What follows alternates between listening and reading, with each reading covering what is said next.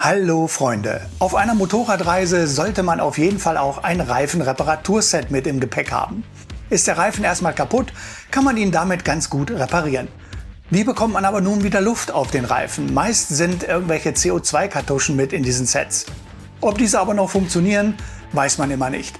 Was gibt es für Alternativen? Fußpumpen oder Akkukompressoren? Und genau um so einen Akkukompressor geht es heute in diesem Video. Ich möchte euch den ASMAX T10 vorstellen. Was dieses Gerät kann und ob es was taugt, seht ihr in diesem Video. Also wie immer, dranbleiben.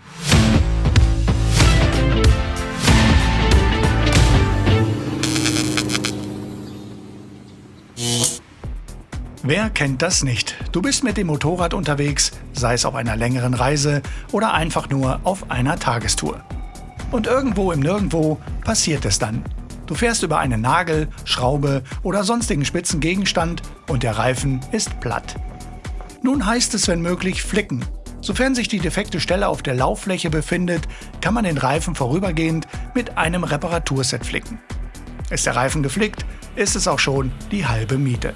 Aber wie bekommt man nun wieder ausreichend Luft auf den Reifen? Bei einem Reparaturset sind meist CO2-Kartuschen dabei. Reichen diese aus, um den Reifen wieder zu befüllen? Ich hatte längere Zeit eine Fußpumpe im Gepäck. Weiterhin gibt es noch elektrische Pumpen, die über den Zigarettenanzünder oder USB mit Strom versorgt werden, oder akkubetriebene Minikompressoren. Auch da ist die Auswahl groß. Und genau so einen Kompressor hat mir die Firma ASMAX für einen Test zur Verfügung gestellt.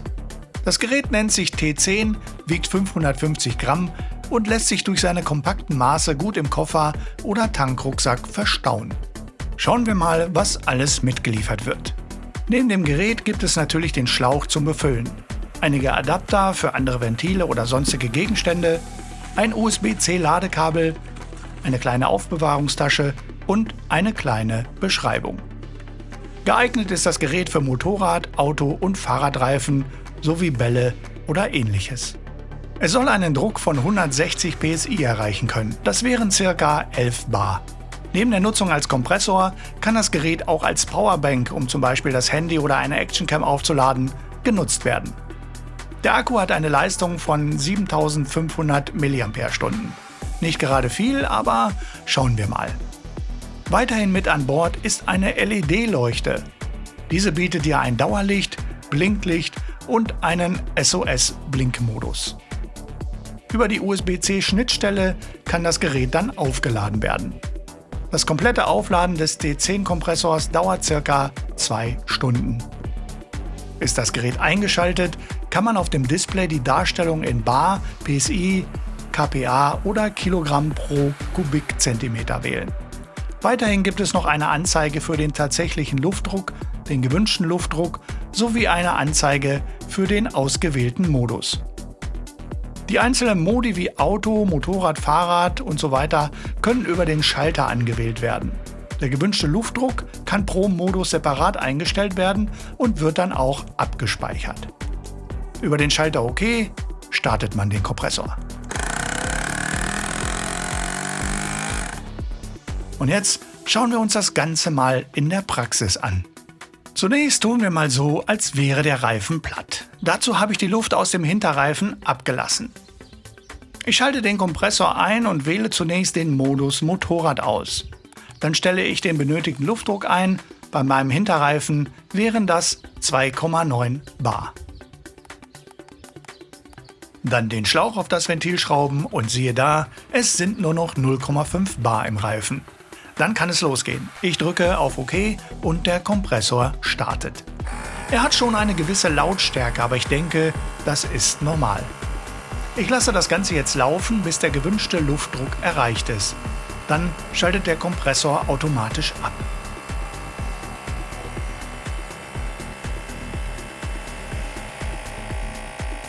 Das Ganze habe ich dann in 3 Durchgängen wiederholt, also 3-mal die Luft abgelassen und 3-mal wieder auf 2,9 Bar aufgepumpt. Das Aufpumpen des Reifens von platt bis 2,9 Bar hat im Schnitt 4 Minuten gedauert. Nach den 3 Durchgängen war der Akkustand dann im roten Bereich. Ich wollte es aber noch genauer wissen und habe den T10-Kompressor nochmals als Powerbank für mein Handy genutzt. Kann ich das Handy trotz des niedrigen Akkustands vollladen? Beim Start hatte mein Handy noch 27% Akkuleistung. Für eine volle Aufladung hat es leider nicht mehr gereicht, aber immerhin 72% hat der Kompressor trotz des niedrigen Akkustands noch geschafft. Ich hatte jetzt keinen direkten Vergleich mit einem ähnlichen Kompressor, aber insgesamt würde ich sagen, ist es für ein so kleines Gerät eine gute Gesamtleistung. Für die Kontrolle des Reifendrucks auf einer Motorradreise, zum Absenken und Anheben des Reifendrucks bei Offroad-Strecken oder natürlich als Helfer bei einem platten Reifen. Ich werde mir den T10-Kompressor zusätzlich zu meinem Reifenreparaturset in den Koffer packen. Wenn euch dieses Gerät interessiert, dann schaut doch mal in meine Videobeschreibung, dort habe ich euch den T10-Kompressor verlinkt. Benutzt ihr zu Hause oder auf Reisen vielleicht sogar diesen oder einen ähnlichen Kompressor? Dann schreibt doch gerne mal eure Meinungen und Erfahrungen in die Kommentare. Ich sage danke fürs Zuschauen, bis zum nächsten Mal und wir sehen uns.